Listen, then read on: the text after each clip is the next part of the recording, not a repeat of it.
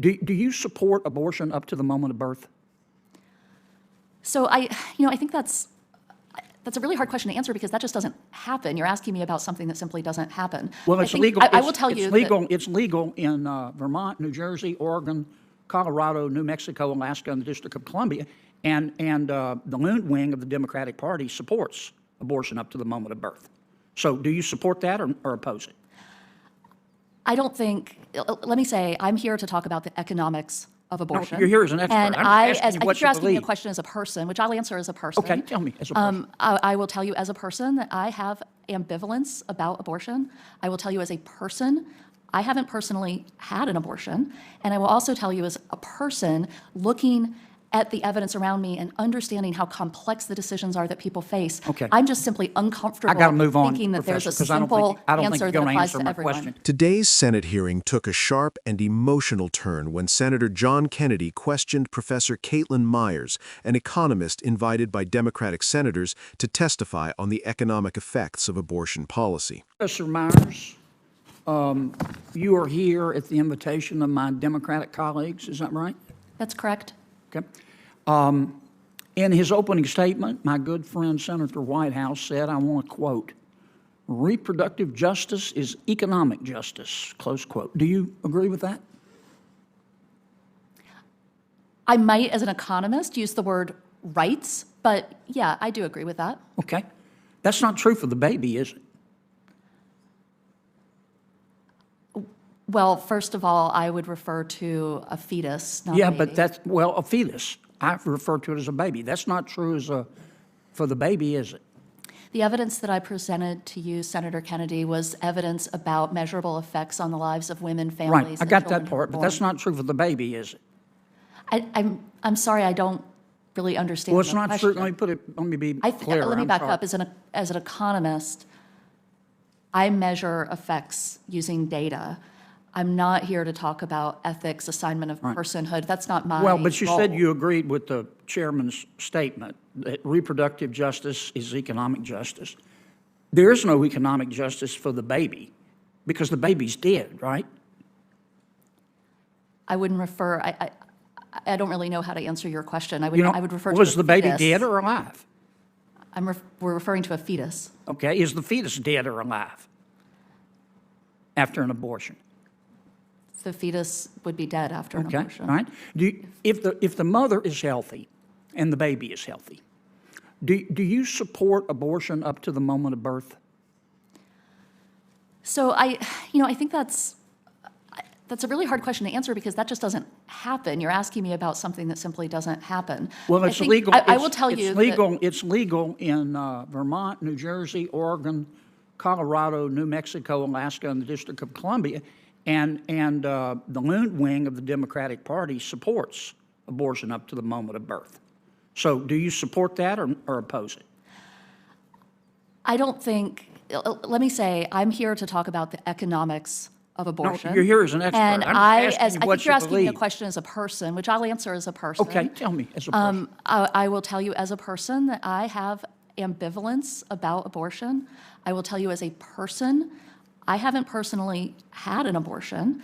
And I will also tell you as a person looking at the evidence around me and understanding how complex the decisions are that people face. Okay. I'm just simply uncomfortable I got to move on, thinking that there's a Professor, 'cause simple I don't think answer you're that going to applies answer to my everyone. question. I trust women and their healthcare providers. It's real simple. You either support abortion for a healthy mother and baby up to the moment of birth or you don't. And I don't think it's a difficult question. How about you, doctor? Do you support, if the mother is healthy and the baby's healthy, do you support abortion up to the moment of birth? So, Senator, you're using really inflammatory language to talk about a medical procedure, and it's not a simple yes or no. Not to mention, when you make statements like that, you're erasing the grief and the trauma that my patients You're not are going to answer my through. question either, are you? It's not a question that I can think be answered I think I in know an your appropriate answer. way, I think I Senator. know your answer. Mrs. Ford, okay? Let's take a baby at 21 weeks. Hold up, Mike. This is a baby at 21 weeks, okay?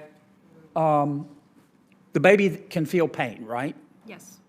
And the baby's pretty developed, right? And do you know the name of the procedure that the doctor would use to abort that baby at 21 weeks?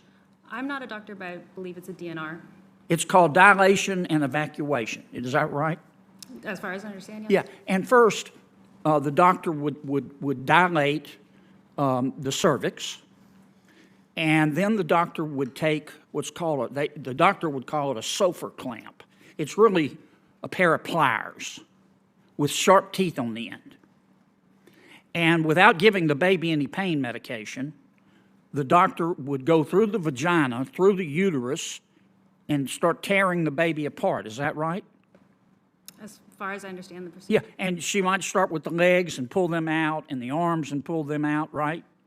And then she might go for the heart or the spine and just pull the baby out piece by piece. Is that right? Without giving the baby pain medication. That's what I understand the procedure to be. Okay, but then you got to get the head out. The baby's dead, but maybe not. Maybe it's still in pain, but then you got to get the head out. And even with the cervix dilated, you got to get the head out, which is hard. So then the doctor would go in and use those pliers to crush the baby's head. Is that right? As far as I understand. And then she'd pull the head out, the crushed skull out, right? Senator Kennedy, your time has expired here. Well, you and gave Senator the Stabenow is others waiting. plenty of time, Mr. Chairman. Just letting you know, your time's expired. You have Okay. other senators waiting. Well, I was waiting when you were letting others. I'm sorry you don't want to hear about what happens No, I don't think anybody in else an is going actual to- I don't think abortion, but anybody else I is going thought that over. was what we were here to talk about. No one else has gone over. Yes. Some of the witnesses went a little bit long, but on both sides. So I thought we were here trying to about control that. protecting mothers and killing babies. I'm going to turn to Senator Stabenow and Ms. I'm sorry Phillips. you I'm don't want sorry to hear that it. this had to take Like we've place got in a front of full you. roster here. My apologies. I know it's ugly, but it's Thank the you, truth, Mr. Chairman. What began as a discussion about data and economic outcomes quickly shifted into a deeper clash over language, values, and the limits of expert testimony. At the center of the exchange was a phrase used earlier in the hearing: reproductive justice is economic justice. Professor Myers agreed with that framing from an economic standpoint, explaining that access to reproductive health care has measurable effects on women's lives, family stability, and children's outcomes. Senator Kennedy immediately challenged that idea, arguing that economic justice cannot exist for a child who does not survive an abortion. What followed was not simply a disagreement about policy, but a collision between two fundamentally different ways of approaching the issue. Professor Myers repeatedly emphasized that she was there as an economist, not as a moral philosopher or medical doctor. Her role, she said, was to analyze data, not to define personhood or arbitrate ethical questions. Senator Kennedy rejected that distinction, pressing her to give personal answers rather than academic ones. As the questioning continued, the senator asked whether she supported abortion in cases where both the mother and fetus are healthy, even late in pregnancy. Professor Myers resisted framing the issue that way, noting that such scenarios are extraordinarily rare and that real-world medical decisions are often far more complex than political talking points suggest. She ultimately said she trusts women and their healthcare providers to navigate those decisions. At that point, the tone of the hearing shifted again. Senator Kennedy introduced vivid descriptions of abortion procedures at later stages of pregnancy, language that drew audible discomfort in the room. The professor acknowledged the procedure in general terms, but made clear she was not a medical expert. The committee chair soon intervened, noting that the senator's time had expired and that the hearing was not intended to focus on procedural detail. This moment illustrates something larger than a single exchange. It shows how abortion debates in Congress often move away from policy analysis and into moral confrontation. Experts are invited to testify about economics, public health, or law, but are then pressed to answer deeply personal ethical questions on national television. The result is often less clarity and more heat. For viewers trying to understand what they just witnessed, the key takeaway is this: both sides were speaking past each other. Senator Kennedy was making a moral argument about life and responsibility. Professor Myers was presenting evidence about economic outcomes and social effects. Neither was truly answering the question the other was asking. If you want more reporting that explains what's happening behind these viral hearing moments, instead of just replaying them, subscribe to the channel now.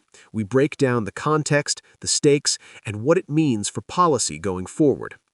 As the hearing moved on, the chair apologized to the witness for the intensity of the exchange, acknowledging the emotional weight of the topic.